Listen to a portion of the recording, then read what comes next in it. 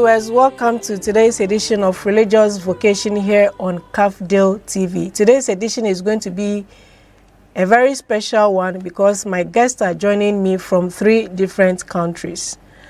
But let's take a short break here. Then when we come back, my guests will introduce themselves and the conversation will begin. Once again, this is Cafdil TV.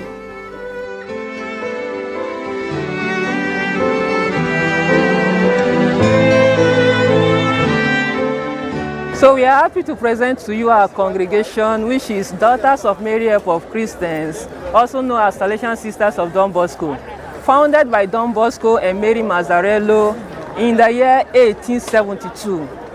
We are women consecrated by God to educate and evangelize, and especially the people, the young at risk. Our mission, we have schools, we have oratories, we have the youth center where we meet the youth and interact with them, making them good Christians and honest citizens. And our spirituality, we have Jesus Christ as the center of our mission, and we have devotion to our Mother Mary, Help of Christians, and we are faithful to the teachings of the church given by the Pope. And to meet us, we have a community here in Suyani, not far from Odumasi, and we have one in Tematu, Accra. And we are happy to receive all the youths, especially the young girls who want to know us. And you can come in our communities for weekends to know how we are, to know our spirituality, our mission. And if you wish, you join us according to the Lord's call. Thank you. 0204693817. I can give you the WhatsApp. +225 0151 223 5557. Thank you.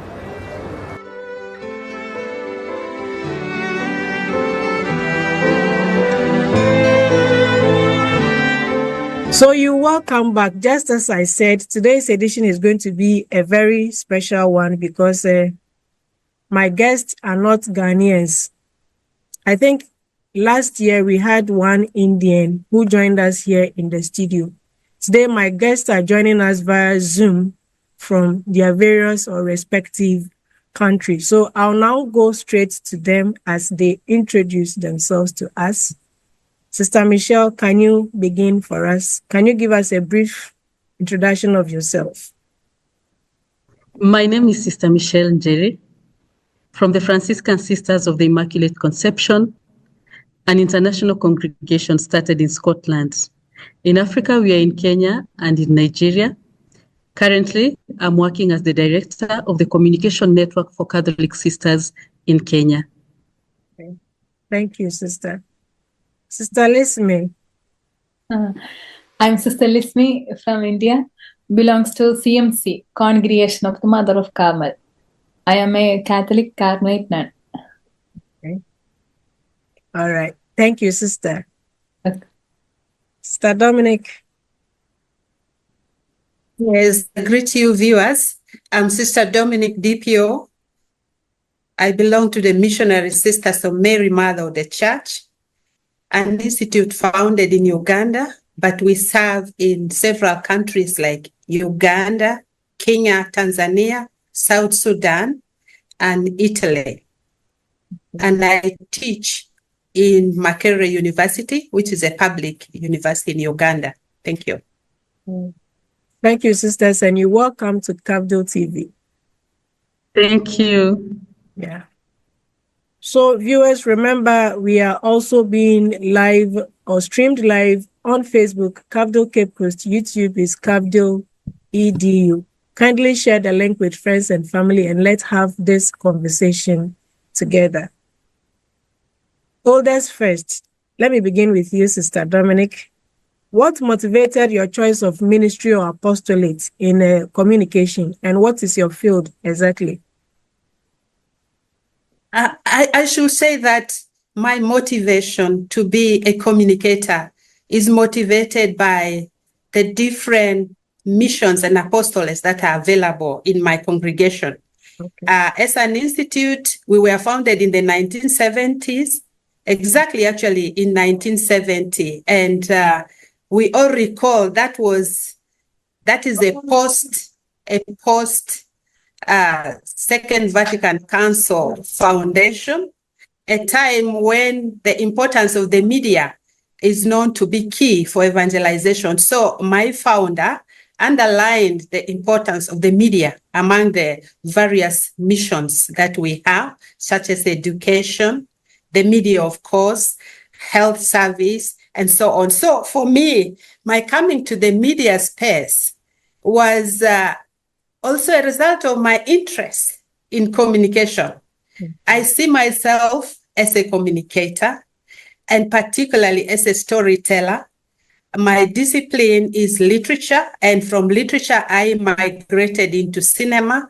So that is a space that I find myself very comfortable in to communicate through fiction and also through real life, like documentary. So my basic fields in the field of communication are, the literary and then the cinematic. These are my areas. Thank you. Yeah. Sister Lisme, can we hear from you? Yeah. Evangelization through creating videos or short films, it is my interest. It seems easy to share good things with people through social media. Thank you. Okay. Thank you. Sister Michelle. For me, communication, I would say it's a passion. When I was growing up and even in high school, I always wanted to be a journalist. And I didn't know you can be a communicator or a journalist and become a Catholic sister. So when I got the opportunity as a Catholic sister to train in communication, I was like, this is exactly what I desired to do. Yeah. To communicate, to write, to be able to take photos, to be able to take videos. And that's exactly what I've been doing. After my training on communication, I've worked in radio. I also do writing. And right now, I'm also amplifying the voices of the Catholic sisters. So for me, it's more of a passion and something that is deep down my heart that I desired to do. And I'm happy that I was given the opportunity to do that. That's beautiful. So how does your choice of communication reflect the mission of the church? Sister Michelle. The Catholic Church, of course, has always encouraged us in the field of communications since the first document that was written, Inter Mirifica, on communication. And if you look at the dicastery of communication at the Vatican, it's wide. It's giving opportunity for videography, photography, film, and all that. So I really feel that the Catholic Church itself has supported communication, even through the diocesan structures. We have the National Office of Communication, and we have communication in the dioceses, and now even in the congregation. So I feel being in the communication field, it's the mission of the church to evangelize also through communication. I remember Pope John Paul II saying that the digital world, it's a continent by itself, and we need to be there. We need not to shy away. We need to evangelize even in that. So I feel communication is also carrying the mission of the church, and it is also embraced by the church that we serve in. Yeah. Sister Dominic. Thank you. I'm going to talk about myself as a filmmaker. For me, how my filmmaking is linked to my mission of evangelization is defined by what kind of topic I choose to make my films on. Many times I choose topics that are ignored, those that are on the margins, and those that hardly people, pay attention to, and yet they are crucial. And why did I really focus on cinema as the most important tool of evangelization as a scholar? For me, as a scholar, when I write my academic papers on researches that I do in the communities, I can hardly share this elite content with people on the margins. And yet it is those on the margins I go to collect data, to write my papers for whatever purpose that it may be. And so film, particularly the documentary genre, becomes a very important tool for me to communicate with those on the margins and to empower them through that. Through them, I give voice for them to talk about the issues that are articulated in the documentaries, which are often issues that are key to the society, and yet they are not paid attention to enough. For me, that is how I see myself evangelizing, reaching out to the people through the channel of my even academic profession. Thank you. Yeah. So, can you share with us some of the documentaries you've been able to produce so far? Currently, I should talk about the most engaging documentary that I made, which has been viewed by many people. I have put, I think, one of the two versions of this same film, which I titled Mother-Centered Africa. It's available on YouTube. When I made this film, what motivated me was to address the issue of the absence of fathers in homes. Whenever I went out to do research, I would mostly find the families are headed by women, and you could hardly see the presence of the father. And yet that was not how things were when I was growing up. So it sparked a question in me to ask, where are the fathers in the lives of the children, when predominantly it's now the mothers who are doing everything? Of course, this question can be answered contextually. Each society may have a different response to it, but the society to which I belong, when I ask this question, they pour their hearts out to respond to this. And then I took this film back to the community. And the first time we used the radio to broadcast that this film has come back to them. And they came in their numbers. And I remember the parish priest allowed us to screen the film for the first time in the church because it was the biggest space available to accommodate large numbers of people. What fascinated me was how much people responded to that film. And when it came the time for people to discuss on the issues, how each one wanted to grab the microphone and express themselves on the issue and say, yeah, this is my story. And then they expand the story and the discussion from where I have articulated it. I found it generated a lot of discussion to a point where the chiefs in the area said, we want to have this film seen even in the rural areas, because the men themselves felt challenged that, you know, they have abandoned their traditional responsibilities, and it's a call to come back to it. So that's one of the films that made me feel, yeah, what you're doing is good in engaging people to respond to real issues in the societies in which they live. Let me just give that one example and suffices. Thank you. Thank you, Sister. Sister Lisme. Yes. Yes. People are now on virtual platform. We must use this platform to reach them. The motto of Jubilee year 2025, Pilgrims of Hope. The Holy Father highlights the importance of hope and kindness. Jesus taught through parables because stories connect with people in a way that words alone can't. When I make a film or message, I try to bring together emotions, struggles, and faith so that anyone watching can see their own journey and find hope. Regarding the video making, the connect of video is from my own life experiences and life experiences of others who shared with me. Thank you. Thank you, Sister. Sister Michelle, you visited Rome recently for the Jubilee of the World of Communication. Briefly, share with us your experience. Was it your first time? It was my first time to be in Rome. Okay. And for me, it was a life-changing experience. First of all, just the presence, just going there and being able to see the Vatican, being able to see what happens there was just an amazing experience. Another thing that really touched me was to be able to meet the sisters communicators from different parts of the world. That was very touching.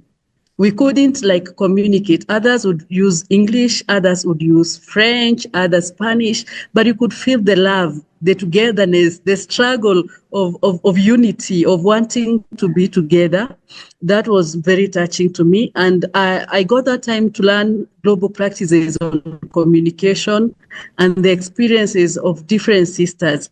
And of course, when we were there, we were taken to the Vatican media again for the first time. And it was good to be able to see the different offices, to see the Vatican Museum. And of course, we had the Pilgrim of Hope. We did our own pilgrimage as communicators. That is something that I'll always treasure. To be able to do the pilgrimage to St. Peter's was amazing. So we carried home a lot of experiences, a lot of networking, a lot of global practices that we learned, and of course, the unity of the church and networking. That's where I even met all these sisters that we are discussing with today, and it was amazing. Yeah, I can see. Sister Lisme, was it your first time in Rome also? Yeah, yes. My first time. I truly believe this opportunity is a miracle from God. Free travel, accommodation, and so much more. I got the chance to share my experiences from media ministry at the Global Sisters Conference, where I joined discussions on faith-based communication, which really helped strengthen my mission in media evangelization. Thank you. Thank you. Sister Dominic, was it your first time? Sister Mike. Sister, you are muted. Sister, please unmute yourself. Oh, sorry. I've been to Rome many times, and I did my PhD in Rome. Okay. But when it comes to Rome, you can never say you have been there too many times not to be fascinated. Yeah. Each time you go to Rome, it's fascinating. And this time it was extremely fascinating because it was the first of the kind to have sisters working in communication coming together the way we did. And to hear each other's story, for me, was the most empowering experience. And later on, when we had the audience with the Pope, to have that number of communicators, about 10,000 of them, it gave me really a good feeling that you are not alone in this. Yeah. You are together. And to see, no, it was overwhelming. And then again, to have us have the penitential service together on the feast of, Francis de Sales, the Lateran. So we went to two holy doors. We passed through two holy doors, and that's not a small thing. There are so many sister communicators, but we were the privileged ones to be identified and to go there. And certainly there is a purpose to that. And can I cap it with the keynote that we had when we were all together? For me, the most fascinating, of course, as a storyteller, was from the man who talked, Colum Macken, who talked about the power of the story. For me, it affirmed the path that the Lord has put me on to use my abilities for evangelization through storytelling. You know, when he says that stories actually repair relationship, it made me examine, what am I carrying back when I'm going to, weave my stories? How am I going to position it in such a way that it is going to address some of the many wounds in our community and lead to his healing? As Sister, Lismi says, it is leading to hope. which is the major theme of this. So for me, those were really amazing moments that, they are energizing. Thank you. Mr. Michelle, so what is the church expecting of us, those of us in the media, to do, especially in this Jubilee year? Was there a special message for us or task? Yeah, for me, I believe, and from what I listened to, was how are we giving hope to the world, even as communicators? A lot is happening, especially to do with even human trafficking. A lot of that is happening. So many people in the world are losing hope. Then how are we as Catholic communicators giving that hope?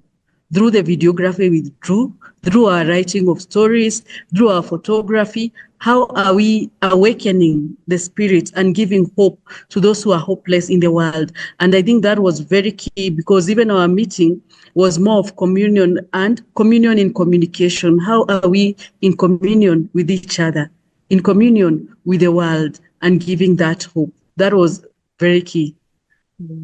Yeah, thank you. Sister Lismi. The church calls us to be authentic, ethical, and creative when using media to evangelize, share the truth, and encourage interreligious harmony. I focus on universal values like love, hope, and compassion, making sure my messages connect with diverse audiences while staying true to my faith. Yeah. Mr. Dominic. Yeah, like the major theme of the pilgrimage is giving hope, and how we can make our communication as hope giving, and the reality really about hope being something that requires patience is something that I also came with, that we should not expect our communication to transform society as a revolution would, but rather work patiently with these people that we are communicating to, putting ourselves in their position. And actually, the Pope gave us his message in a form to the chair of the dicastery. And he said something very little, which remained with me, about what communicators should do, that it's not enough for us to say what we are saying is the truth, that we have researched, the source is correct, the usual professionalism. But he said, are you true? That is, for me, a key thing. As a communicator, are you true? Are we true? Are you authentic? Are you walking what you say, so that what you communicate is not separated from who you are? That for me was something that I came with in addition to the others. So viewers, you are watching Religious Vocation Digest on Cafdil TV. Just as I said in the beginning, we are also being streamed live on Facebook, Cafdil Cape Coast. YouTube is Cafdil EDU. Let's take a short break. When we come back, the conversation still continues.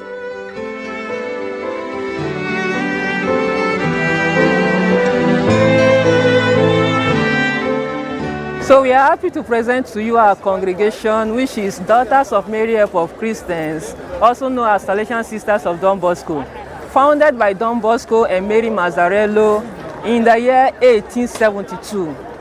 We are women consecrated by God to educate and evangelize, and especially the people, the young at risk. Our mission, we have schools, we have oratories, we have the youth center where we meet the youth and interact with them, making them good Christians and honest citizens. And our spirituality, we have Jesus Christ as the center of our mission, and we have devotion to our Mother Mary, Help of Christians, and we are faithful to the teachings of the church given by the Pope. And to meet us, we have a community here in Suyani, not far from Odumasi, and we have one in Tema too, Accra. And we are happy to receive, we'll be happy to receive all the youths, especially the young girls who want to know us. And you can come in our communities for weekends to know how we are, to know our spirituality, our mission. And if you wish, you join us according to the Lord's call. Thank you. 0204693817. I can give you the WhatsApp +225 0151235557. Thank you.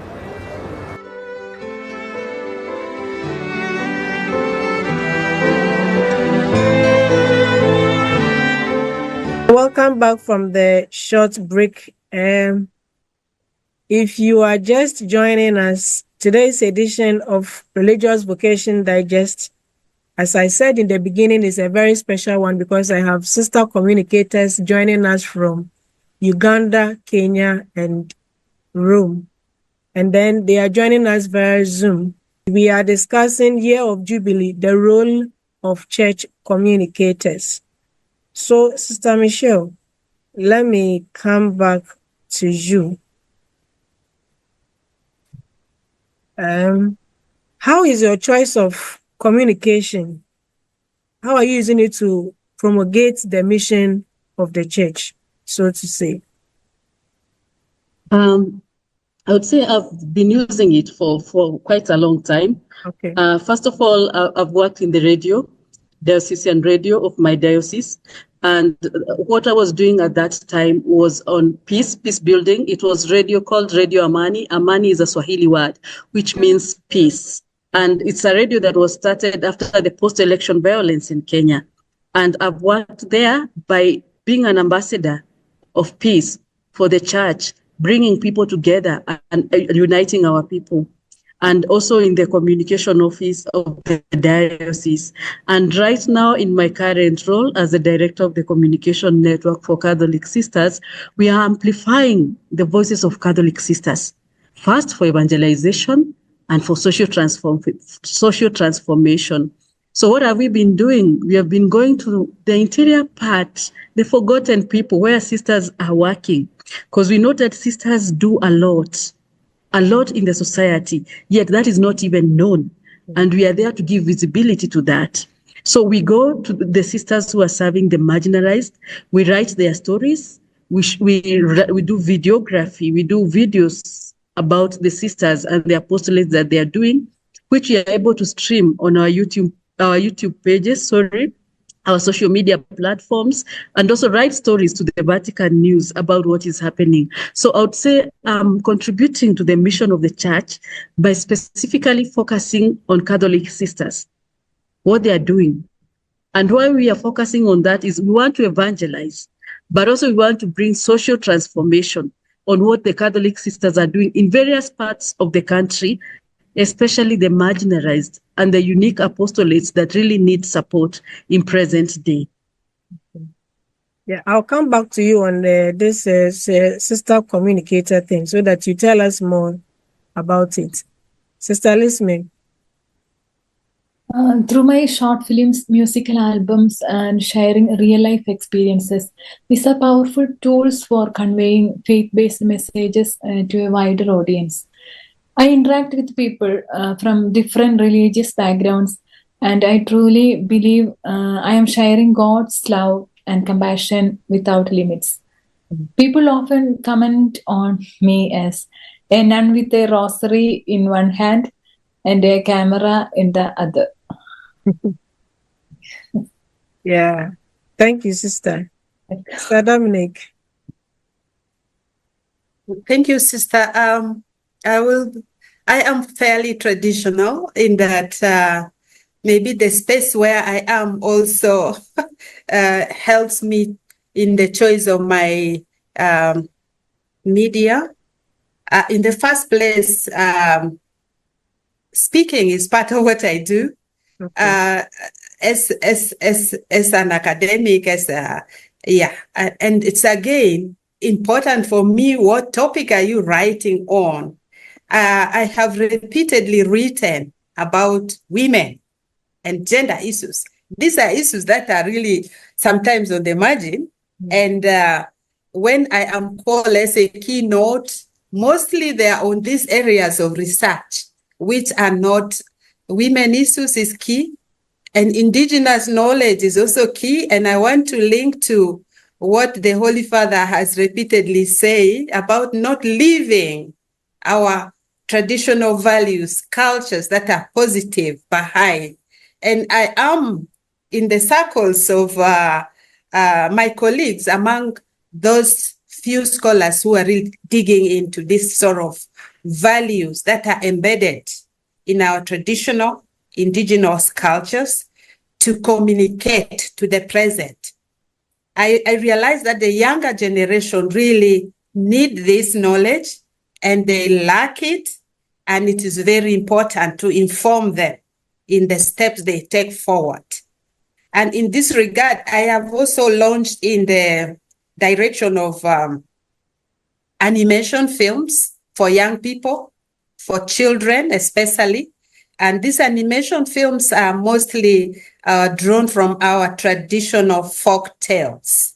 Again, that is trying to bring indigenous knowledge and use modern technology to ensure that it survives in other forms and it travels in other places. So this for me are very important, because we as Christians, as Catholics, we develop holistically on the basis of our culture and our values, and transmitting this for the next generation is key. So that is what I do. And like I've said, even in my documentaries, they are mostly what they usually call cultural documentaries that I do. Thank you. Thank you, Sister. Sister Michelle, back to you. How did this Sister Communicator Association or something come about? How did it start? The communication network for Catholic sisters was started by the sisters themselves, because they noted there is a gap in terms of communication. But we also thank Hilton Foundation, which has been very key in supporting the funding of the communication network for Catholic sisters. So currently, we have sisters who are already trained in communication, 21 sisters, but also we work for the 175 congregations that are in Kenya. Okay. Yeah. The Sister Communicators, those in your association, are they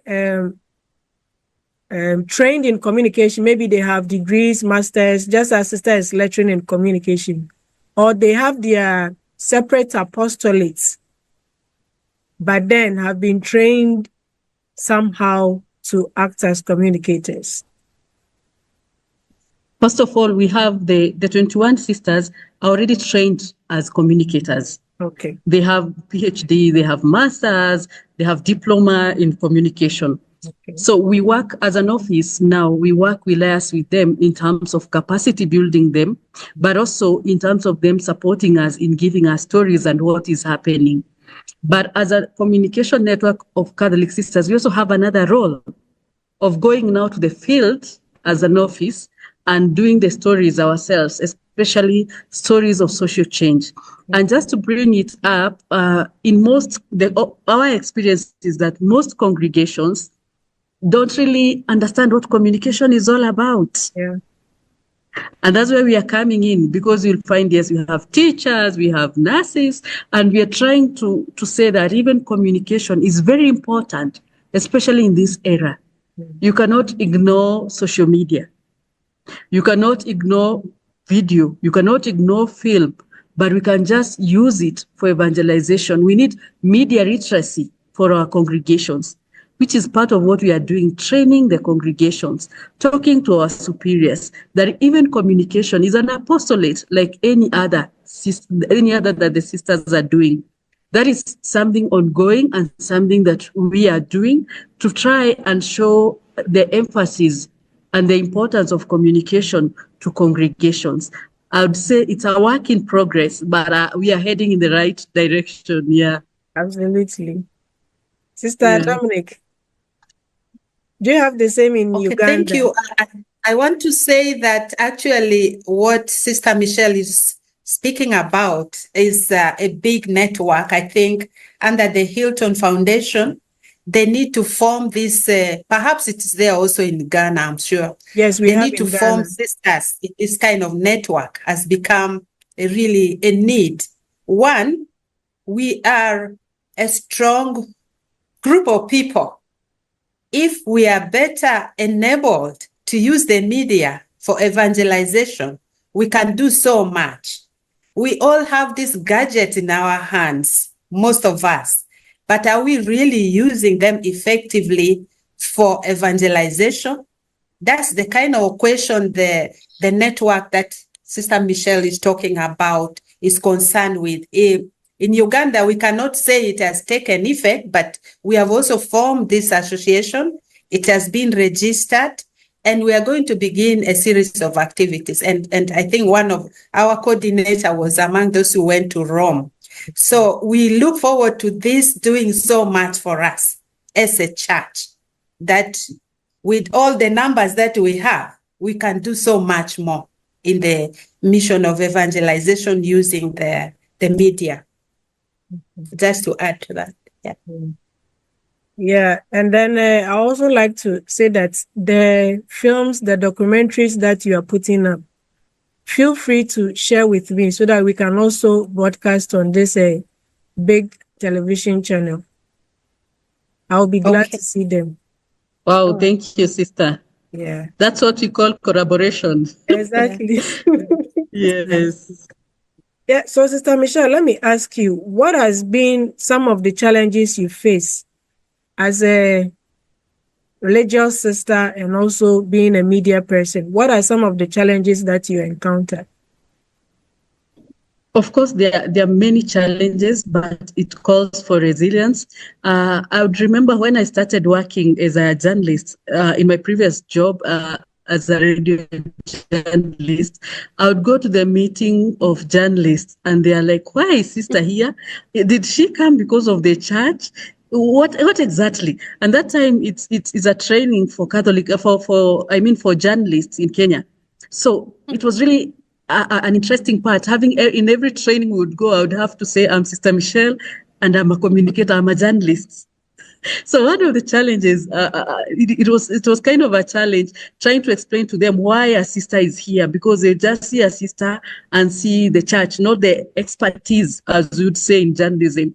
But I think over time and them being able to see the other sisters, it will be good.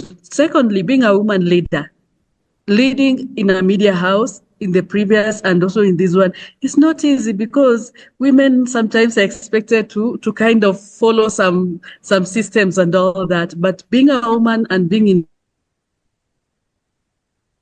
leadership has been a challenge, but also a point of growth. I've met a lot of people who have really mentored me, which has turned into positivity. But at the beginning, I would say it wasn't that easy. Yeah. Sister Lisme, do you have any challenges? Obviously, yes. In today's fast-moving digital world, full of noise and distractions, sharing the messages of faith takes patience and determination. Sometimes faith-based content gets overlooked or even criticized, but I believe that if even one person is touched, it's all worth it. The challenge is big, but the mission is even bigger. Bigger, yes. Thank you, Sister. Mr. Dominic.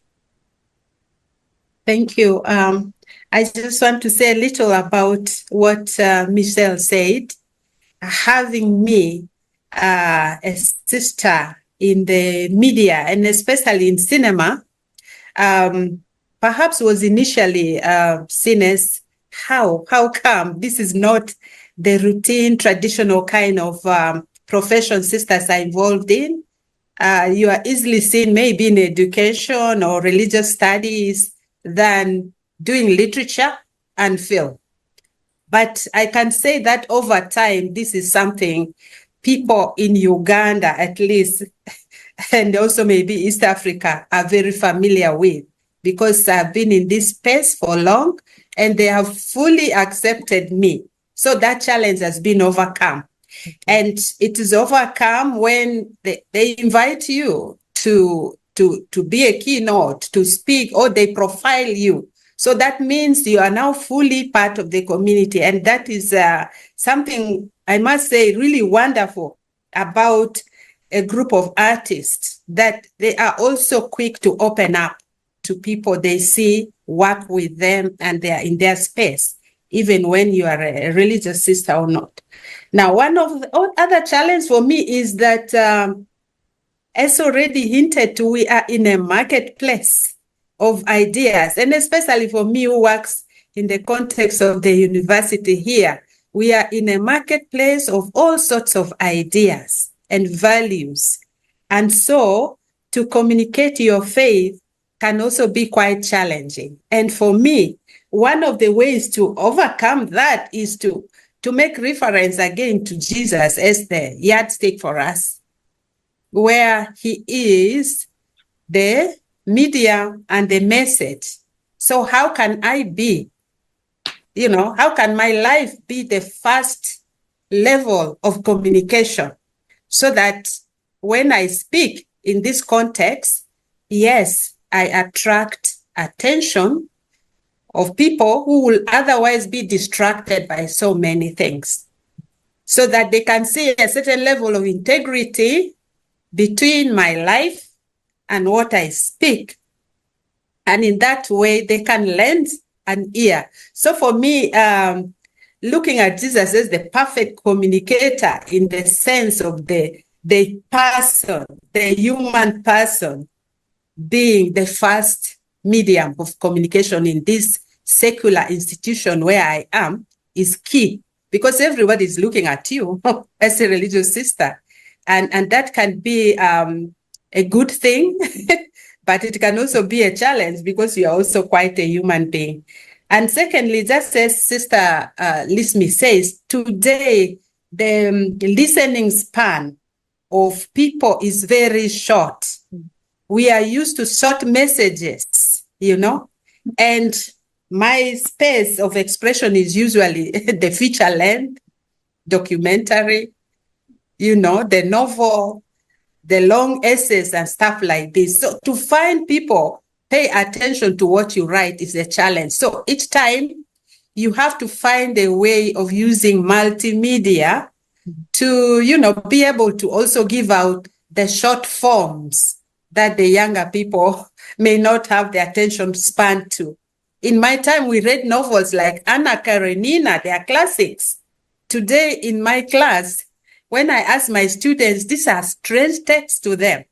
So they would rather always simplify. So these are some of the challenges of communicating deeper stories that take you to deeper reflection in our time here, when the attention span of people has become shorter and they're adapted to much more to short messages that come through social media than to the kind of medium some of us use. Thank you, Sister. Sister Lismi. Yes. What has been your success story? Success story. Your success story, your achievement as a sister in the media. Every step of this journey has been a success because it is guided by God Almighty. I have received many awards from both my state and my country, but the most fulfilling moments for me have been hearing from struggling souls who have said that a video I created gave them hope to keep going. That is when I truly realized that media is not just about creativity, it is a sacred mission. I could touch many persons who were in despair and could bring them back to life and hope. Thank you. That is beautiful. Thank you, Sister. Sister Michelle, what has been your achievement? I know you are doing a lot. Just to mention just a few, I think one of my achievements has been mentorship, mentorship and training for upcoming journalists, especially in radio production. I've done that for quite a while, and it has always been fulfilling to me to be able to train from internship to employment. It has been amazing. And also in terms of also giving seminars to Catholic sisters on and to the novices, the formees on communication, it has been really a success. Another thing that has been a success to me is amplifying. Right now the Catholic sisters are in my heart. So amplifying the voices and the work of the Catholic sisters. Like one of the stories we did about the blind sisters. It was our first assignment talking about the blind sisters in the Diocese of Meru in Kenya who are religious women, and yet they are blind, but they're still able to witness, even to give counseling through phone. That was really one of the amazing stories that I felt we were able to tell the world that they are such kind of religious women, but not only tell the world, challenge also religious sisters. You can see, we can talk, but sometimes we do complain. Yeah. What about our sisters here who cannot see, but they're still doing more in terms of our vocation as religious women? So telling those stories of hope, of social transformation, of the unique apostolates of sisters going out of their way, I would count that also as a very great success. Talking of that video, I watched it last year. I was really impressed about the blind sisters. I think you shared the link with me. It was Yeah. a nice one. It has been one of our success stories that has been followed up even internationally, and it has really encouraged religious women, religious men, and even the Christians. Yeah. Thank you, Sister. Sister Dominic. Thank you. It's so touching to hear the story about the blind sisters, and I would really love to also watch. That's an amazing story. For me, I should say that this is really a difficult one for me to respond to, but I can say that it is, beyond the awards that I've got, like the Signis Africa Award for Excellence that I got in 2022, and others for my film, my first debut film in the context of Uganda here. The most touching thing for me, which makes me feel, okay, this is a success, is when at the national level, I've been identified to mentor Ugandan filmmakers. Okay. Filmmakers that are being supported by the government and to produce films of a certain quality. So this is something that I am still with a team of people involved in, and I chair that committee. And so it's a big responsibility at the national level, and it makes me feel, okay, people notice what you do and they think that you can contribute to the community at this level. And at another level, also, these are not within you even to say you feel successful here, but when people profile you or look for you to be profiled in stories, then you know that perhaps you have made impact in the community. There are Ugandan artists who are doing an anthology of artists in Uganda, and they think of profiling me in the film category.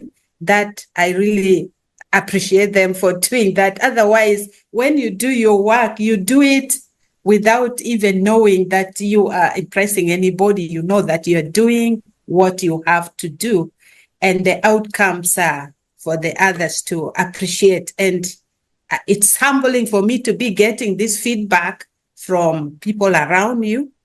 And then, of course, for the publications that are written, then you know that you're successful because you see a number of people reading your work and citing it and so on. And like we have already said, these are really humbling things that encourage you to go along the same way. Thank you. I must commend you for the good job you are doing in your respective countries. It's not easy combining community life and then this ministry of communication as well. It's really not easy, but you are really doing a good job listening to you sharing your success stories. And some of us, we have just begun. So when you pray for us too, so that one day we get there. Yes. So we are wrapping up on today's edition of Religious Vocation Digest. Sister Michelle, I don't know if you have any final words for my cherished viewers. So thank you so much for giving us the opportunity to be able to discuss on what we do as communicators in our countries and, of course, in the world. Also to the viewer, thank you for joining in. Let's continue being pilgrims of hope. Let's continue giving hope at our various levels, at our small Christian communities. The works that we do, let us be agents of hope and give hope to our people. Thank you. Dominic. I want to thank you for hosting us and giving us the opportunity to share our stories. And I hope that our stories will also bring hope to those who are listening to us. And this is a work that began from the Jubilee conference that we had in Rome. It has shown that sisters belong to one community, really. To see us hosted here from Ghana, India, I should say, not Rome, and then Kenya and Uganda makes the distance among us very, very narrow. And I pray that we continue to build this kind of network because we are sharing in the same mission. Thank you for listening to us. Thank you. Sister Lismi, should I speak for you? I'm happy to share with you. Thank you, Sister Marianne, and my dear sisters for this opportunity. Thank you all. God bless you. God bless you too. Thank you. Thank you very much. So, sisters, on behalf of the Executive Director of Cafdil, Reverend Father David Okran, and the entire crew here at the studio working with me, we are grateful to you for your time. We are grateful for what you have shared. We've gained lots of insight, and I believe that my viewers out there have also acquired something from what you have shared. Just as you have said, we are all going to try to be pilgrims of hope. May God bless you in your ministry. And I hope to have you another time to do another discussion on a different topic. So once again, thank you, and may God bless you in your ministry. Thank you. Thank you very much. Thank you. So viewers, this is all time will allow us on today's edition of Religious Vocation Digest. Let's meet again next week for another interesting topic. Have a blessed evening.